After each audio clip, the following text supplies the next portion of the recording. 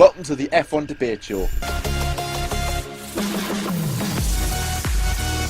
We discuss the 2017 car regulations.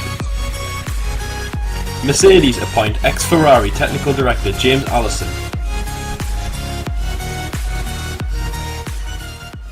But firstly, we want to give a mention to our brand new sponsors at Racing League Online, only for PS4 unfortunately, so any Xbox users unfortunately you can't be a part of. And the league is called Speed, Passion, Glory World Championship Racing. Very long name, but it's a very good league. And the guy's ad is OP_Magic3. All the links will be in the description below. Go over on his Facebook page, hit him a like, and obviously ask if you can be part of his league. So, the first topic we're going to mention in today's episode is the new F1 regulations. Obviously, in a few days' time, Sauber will become the first team to launch the newly anticipated cars. I want to get a first glimpse as to what the cars are actually going to look like. There's been loads of people making designs, you know, artists and everything like that, you know, these photoshoppers, as I like to call them, who are obviously just designing these cars and everything. Bit like a concept, basically. And so, obviously, we've got a bit of an idea as to what they're going to look like. But obviously, I can imagine that they'll probably be a little bit different than what the artists have actually, what they've been drawn. So obviously, we're just going to mention: is this going to be good for Formula One? Can Formula One be good again of these new rule changes? Because Formula One is going through a massive change right now, as we all know, with Liberty Media coming in, obviously with the new rules and everything, and obviously Manor being no more in Formula One. It's all changed right now in Formula One. So let's hope that these rules and regulations can actually bring the sport back to its former glory. So if none of you aren't really too familiar as to what the regulations are going to, like what the changes are, basically is that the cars are going to be a lot wider. More noticeably is that the tyres are going to be very, very wider, which obviously going to mean more grip. The cars are going to be a bit heavier, obviously, which means more demand on the drivers. I think the cars are going to be producing more downforce as well, so obviously that helps as well. Cornering speed are going to be a lot faster as well. I think I mentioned something about Maggots and Beckett's at Silverstone. Top speed around there is about 105 miles an hour, but cars are roughly going to hit that about 125 to 130 miles an hour because of these rule changes. So obviously you can just imagine how fast they are going to be this year. So obviously the tyres, anyways, in 2016 the tyres width were 245 millimeters wide. 2017 they are 305 millimeters. That's for the front. That's for the front tyres. The rear tyres, they are 325 millimeters for 2016. 2017, 405 millimeters. So you know, a lot wider. And the width of the cars is also going to be wider. Currently now it's 1,800 millimeters wide. The cars, anyways, and that's going to be extended by a further 20 centimeters, which is obviously going to be 2,000 millimeters width. So obviously wider cars, which means hopefully more aggressive racing as well. As I said before, more downforce, faster corner speed and all that. Some tracks have actually had to alter their the corners and make them obviously wider. Australia is more recently just said that, you know, we've got to alter most of our corners because of the new regulations, and obviously especially at Monaco, because I'm very excited to see what these new wider cars have to offer as well, especially in streets like that, and Singapore. Not only that, probably the most I'll probably say the most noticeable change is that actually the rear wing, it's going to be lower and more wider than what we have seen. It's actually going to be, basically, if you haven't seen the design, it's sort of like, just imagine today's front wing, a bit lower and more like facing back over, basically more aggressive. So it looks more racy, basically. A bit like what we used to see back in 2007, 2008, before the new rule changes came in. Not as low, a bit higher, but very more aggressive. I think obviously DRS will play a big part in that. And obviously the reasons why the car's rear wing is obviously in that shape is because that the rear wing doesn't really need, it's not really as much use anymore, because obviously with all the downforce and everything being, you know, altered towards the front of the car, and obviously with the new tyres and the front wing, so obviously the rear wing isn't going to really pretty much be much use. Why have it there? Come on guys, why have it there? So there's a lot to obviously get about with these regulations and everything. There's a lot more in-depth stuff that none of us really understand as of yet. Obviously, if you want to be more technical and everything, I would suggest going watching Ted Kravitz and everyone like that. Craig Scarborough, he's quite a good technical guy who goes really in depth with it. Like, I mean, properly in depth. Obviously, me and Lyle ourselves aren't really, we aren't really, many geeks when it comes to that department. So obviously, we're just going to give our opinions on these cars. And first of all, obviously, when I've seen designs and everything, I'm really excited about what these cars have to offer, to be fair. But will it actually make F1 great again. Now, obviously, Formula One right now is under a massive, I would say, crisis. Let's say we have mentioned this last season when is F1 going through a crisis. At the moment, it is because with V6 in right now, that's not what fans want. The fans want louder cars. They want faster cars as well, which is what they're given in 2017. But they want V8s back. They want V10s back. They want the glory days back. And obviously, no one has really sort of been a big fan of these new rule changes. I remember in Australia 2014. I remember when Lau said it was, when the cars went away, all I hear was. Vroom, vroom. That's all he had. He must have mentioned to me about 6 million times about that event. Obviously, it does. Yeah. Exactly. It does stick in your mind. A lot of people have as well, myself included. So obviously, the past 3 years, Mercedes have dominated because of these new rule changes. The previous rule changes, let's say, with the engines and everything. So now, obviously, the V6s remain, the 1.6 litre V6s remain, and the turbos, but the cars obviously look that big different. Obviously, the cars they're going to go about 3 seconds a lap faster in some tracks. So again, very, very excited about that. And drivers have been asked to be obviously hitting the gym more often. It's going to demand more on the drivers as well. So again, let's see who can actually put up with the physique and everything, put up with the pressure of going through these fast corners, handling the cars, and obviously and all that. So, Lyle, what do you like? What's your overall verdict on these cars? Are you looking forward to? Do you think that this is what Formula One needs? Is Formula One going in the right direction because of these changes, or do you think we're taking a step back with these regulations? What do you think? I think it's good that they're actually changing something, and that obviously trial and error, you've got to do things first to see if they work, and I think that's what we're doing. I mean, yes, obviously the biggest news that's happened, the biggest changeover, even though you might not see it out there, it is massive. Obviously Bernie passing the torch on to Liberty Media and them taking over. There is massive changes, so I think that it's good that they're changing things around. The change in the cars, I mean, the outlook. I mean, if you look at the evolution of Formula One, how much the cars have changed. Again, remember that that all started with a bit like what we are at the moment. An idea off somebody, and then people saying, "Oh, this is going to happen," and then us like idiots like this on YouTube sitting here and going, "Oh, I wonder what the cars are going to look like." Then the cars getting released, and then the ball rolling from there. That's how evolution of Formula One works. So obviously we're just part of that train at the moment, but I think it is going to be great. I can't wait to see what the cars actually look like, because I mean, obviously they do look good. Obviously we adapt to Formula One, we love it. I mean, it's a bit like Australia 2014, okay, because as Jordan mentioned it and stuff like that. Obviously we didn't like that, we didn't like the engines. They try to improve them and try to improve the sound. If we were doing an Australia 2014 review at the moment, we would basically be complaining about the sound. Anyway, they made them louder for Malaysia, and then we adapted to them. Because obviously now, we don't love the V6, but we get used to the V6, and to be honest, you remember the V8s, but V6s are like, they're part of the norm now. We've had them since the 2014 season, so they're part of the norm now. So the changing of the cars is just exciting to see what they can bring, but I'm glad that they're changing something. We've seen all this other thing going on, like Bernie Ecclestone, Liberty Media taking over and all that, so I'm glad that they're changing the cars. But the one thing, the bigger thing why I think they're doing the changing the cars, right, because there's one word that John hasn't said yet, which I wanted to bring up, and that is safety, right? Obviously safety is a massive thing in Formula One, but it's not so it's constantly, there's battles between safety. How much safety do we need? Too much safety? Too little safety? Yes, obviously we all know Joe Bianchi was the main concern and why we had to improve safety. But the thing is, I was watching Martin Brundle, obviously his kind of take on it, and the thing is that we need safety in Formula One, but how much safety is too much safety? And then the word he also used was, are we going to have driverless Formula One cars? I don't mean they're going to robots are going to drive them, but I just mean how much are the drivers actually doing? And the fact that we're doing things like this, for example, like the rear wing, less downforce, because obviously it's more of an aggressive style, obviously less downforce and less grip. So that means, obviously, as you know, less downforce, that means you get less lift, that means you get more thrust from the car faster. It just means that we're taking our foot off the safety accelerator at the moment, and that's not a bad thing. I'm not saying that's a bad thing, that's great, because we're still keeping up that safety etiquette in Formula One is as well. The FOM's doing such a good work. But it just shows that the Formula One cars now, the Formula One, is putting the foot back on the accelerator of, we need to get more speed, we need to get more, aggressiveness back in the cars, and that's what I can't wait to see. for this season is going to be like, the good old days, like 2004, 2005, 2006.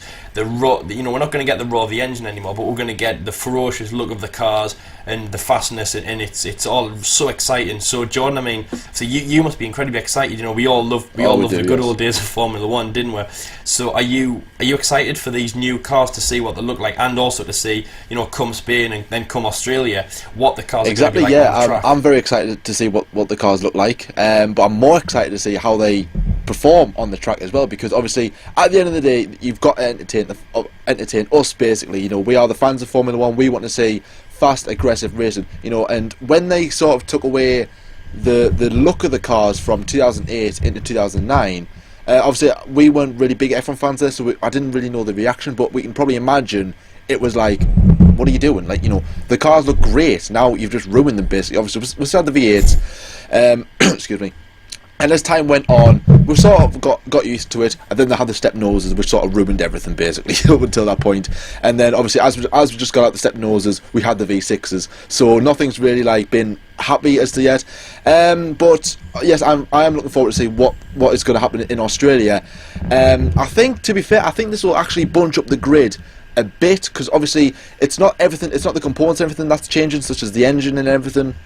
And obviously all these electrical components in the car. I think Mercedes are going to be up there still. However, I think the teams are going to be a lot closer. Like Mercedes will be like, right, Mercedes are a second up the street. I think they're going to be like, half a second, perhaps, might close the gap just a bit. It just depends who adapts to these changes better. Maybe Mercedes might. They might run away with it yet again. Red Bull might, or what Red Bull's like when it comes to rule changes. When the cars changed from 08 to 09, that's when Red Bull definitely stepped up and became an actual. They could win the championship. They were a midfield team. Then they went. They actually went up. And obviously Brawn as well, who could forget Brawn? They dominated in 2009, and teams who did well in 2008, like Ferrari, McLaren, and BMW Sauber at the time, they sort of dropped away from the pace and gradually caught up as 2010, 2011 came along. So I think we're going to see something similar to that. I think Force Indias especially, I think they're going to be up there. I generally do believe. I'm not. Then again, that's just me saying that now. As like I said before in the predictions in the last episode, I said it's all about reliability and everything, so that could hinder them. But if it's just on, finishing, if reliability was just nothing, if every car finished every race, I believe Force India will definitely be up there, because. Yeah, sorry. It's also, Jordan, the effort that the teams are going to actually put in. So, for example, like you just said, Force India there, so it's a good example. Yeah, so obviously, just think of what they did last year, beating Williams, their main rivals as well. Obviously, they've got some good drivers that are coming in as well. Obviously, Esteban Ocon is obviously my favourite. A lot of people's favourite as well. Sergio Perez is almost like the guy who, he's almost like, right, he's had enough of being like Mr. Middleman. He was at McLaren, for God's sake, now he's going to go out and do it. Anyway, so I think that the mentality in that team is going to be so positive, and it's almost like I think in terms of mentality, that team's probably got the best. I'd say the highest. Probably second best is Red Bull, and then obviously Mercedes for winning the constructors, of course. But Force India, I'd say, is the highest. So if they could bring out a cracking car, because I reckon over the winter that they've all said, right, we're going to make an incredible car for Esteban and Sergio to go out and obviously, as touch wood, reliability doesn't hinder them too much, and then go out and do amazing. But we're not talking about the predictions. Obviously, that was in the last video. But just as when you said that about obviously Force India, that if that's what they're going for, then I think they could do it, because their mentality is properly up there. And I think that's when it comes down to them building the car, I think that's what it relies on, really. It's like who they've got at the factory, what team have they got behind them, and their mentality as well, like kind of like the how well the team works. It's a bit like everything, really. It's a bit like life. It's like a school project, really. If you have good people in the team, if you have good people in the group, you'll all put your heads together, you'll work. That was never you. Get lost, man. How weird. You were the guy who didn't do the work and you had to put his name on at the end. I was that guy. John kind of helped with that. Yeah. But you know what I mean. Anyway, guys, come on, you get that. But, so obviously Mr. School Project. Obviously, you mentioned about the cars. Obviously, that we were just before there, Lyle. But let's sort of like let's sort of move the cars away for a bit, and let's look at the drivers, especially because obviously, as I said before, the cars are going to the driver is going to need more strength and more. His body's going to have to adapt better to these cars, because they're going to be heavier, especially if they're going faster in corners, which means more G-force. I believe it's going to be like an extra G or something like that going through the corners. So if you're going through a corner at 6G, it's going to be 7G. and everything like that. And if you look at races, hot races especially, such as Singapore, Malaysia, where the humidity up there is unbelievably hot. As I think, obviously, with drivers complain about the water's being warm when they're drinking it and everything, it's not very nice. So I mean, do you think that we could see drivers, possibly pass out or even stop during the race just to go, guys, I can't physically do this anymore? Do you think we'll see that, or maybe do you think drivers can actually adapt to these to the cars quickly? And also, it's also as well about about pre-season training. That's going to be key, because we actually, like I said before, we are going to see who is actually going to be the better driver in terms of adapting to that. Who's going to be the fittest? Who's done the homework basically in pre-season? So, what do you think? How do you think the drivers are going to go through this? The preparation, and everything. Do you think they're going to be able to withstand it, or do you think they're going to be fine? Yeah. Yeah, I think there will be. Obviously, we all compare Formula 1 to, how much does the driver do and compare how much does the car do. It's, the ball's more in the driver's court now. I think they will do. And I'll tell you the one guy, when we talk about fitness and things like that, I always think of, that's Nico Hülkenberg. He does so much, and obviously as well, guys, I know he's not in the best car and he's not world champion, he hasn't even got a podium to his name in Formula 1, but remember, he won Le Mans, and that is so technical compared for 100 minutes racing compared to 24 hours. Look at that. That is a massive gap. I mean, I know he didn't. Oh yeah, drive exactly. But still, he drove for like take shifts, don't they? 3 Yes, to 4 hours. So that's longer than like a normal F1 race. In shifts and obviously everything else that comes with it. But anyway, obviously he does a lot of work as well. Obviously, they all talk about he's one of the strongest, the fittest guys in the gym and all that in the Formula 1 paddock. So I think that he will do incredible. But obviously, moving off him as well, I think most of the drivers will do. I mean, obviously, if you're a bit of a Snapchat stalker or something like that, you might see them all in the gym. But no, I think they will do. I think the body. I think for Formula 1, it's not just driving. It's not, you haven't just got to have a heavy left foot or right foot or wherever your accelerator is. You've got to. Obviously that wasn't the olden days. Look at people like James Hunt. That's all he had. Exactly. He got out, he drank, he smoked. He didn't really care what he did afterwards. But now Formula 1 is almost fine tuning your body so much, fine tuning everything. So I think it's going to see. We're going to see spread out drivers. But Jordan, I think every driver needs to be there, deserves to be there, and is going to be so physically fit, and they will cope with everything that the Formula 1 can throw at them, like the G-force and stuff like that. So, and obviously, if you ask them who I think they'll do the best, I think Nico. I think he could put up with the pressures as much as anyone really. Nico Hülkenberg, looks so strong, and as I say, Le Mans winner. I mean, that's that's an achievement in itself.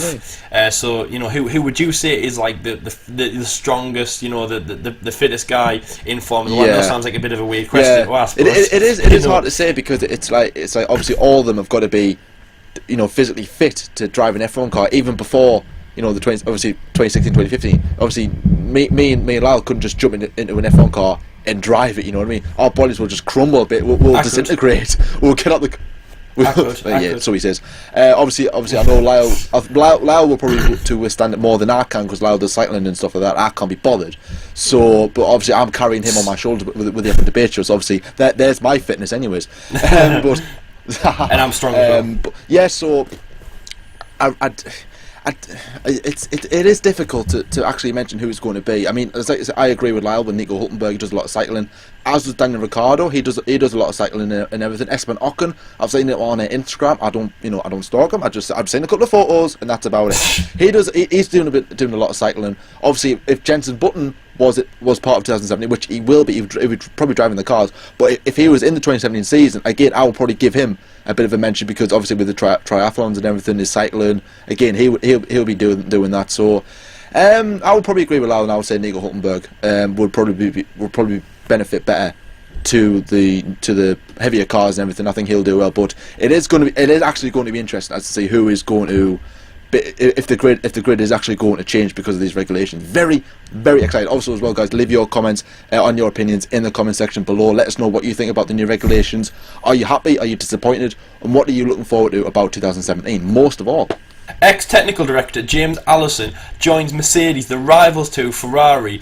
He will join them as their technical director, replacing Paddy Lowe at the Constructors' World Championship team. Now, he left Ferrari earlier in the year in 2016 in July. That was to deal with some family issues as well. Now, he's back in Formula 1 and he's joined the Silver Arrows. As you know, Paddy Lowe left about a month and a half ago from Formula 1. He is the technical director. He went to McLaren, and then to replace his shoes is James Allison, the 48-year-old Englishman. Now, it's absolutely fantastic for him to go there. Again, it's just another Brit in Formula 1, and he was a great technical director as well. When he was at Ferrari, he helped them through some great times as well. He had a lot to work with as well. So James Allison, just in his background, he had 2 spells with Ferrari. He worked with their chief aerodynamicist during the Michael Schumacher era of 2000 to 2004. So again, he was with Michael as he won his 5 Drivers' World Championships, and again helped the team through Constructors' Championships. That must have been a fantastic thing to work through.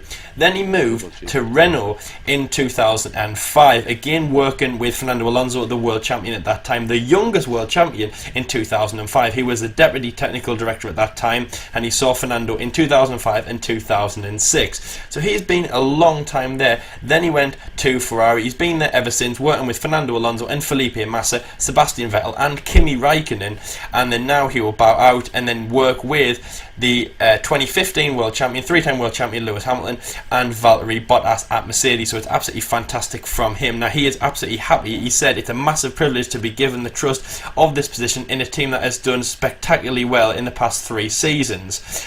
The technical director from 2013 to 2016 in Ferrari was a great achievement as well, working with some amazing drivers, as I've just said, Fernando Alonso, Felipe Massa, Kimi Raikkonen and Sebastian Vettel. He's looking forward to playing his part at Mercedes and help them go from strength to strength in the coming years. He will work alongside Toto Wolff, which will be up and down. Toto Wolff is kind of a hard guy to work with, I guess, but it will be great as well. He will have some great people behind him, great people on the pit wall. So Toto Wolff, obviously Nicky Lauda, who again, he will step forward now. He is a non-executive chairman, but he is now going to be taking more of a stronger role in the Mercedes setup. It'll be fantastic, and we talk about the possibilities of what's going to happen in the 2017 season, and this is going to be absolutely amazing.